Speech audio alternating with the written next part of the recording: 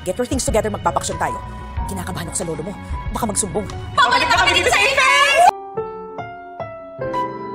Ang susunod na programa ay rated PG. Ito ay nangangailangan ng patnubay at gabay ng magulang para sa mga batang manonood.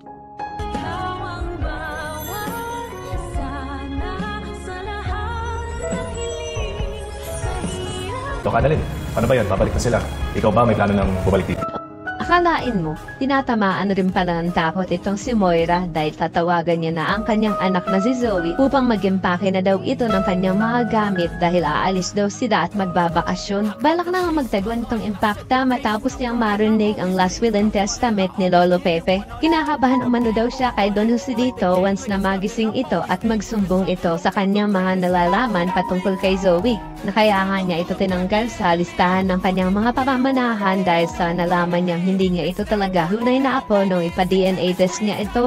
At hinihintay na nga lang ni attorney na magising ang matanda para mapirmahan niya na ang revised last will and testament ni Lolo Pepe. Sa kabilang banda, matapos nga lang isang araw ay gusto na agad bumalik ni Lynette sa kanilang bahay at handa na daw siyang harapin ang kanyang trauma. Kaya mayroong si Carlos ay masayang masaya dahil sa wakas ay makakaiwas na siya sa mga mapang-usig na mga mata nila Lola Susan at Diyosa.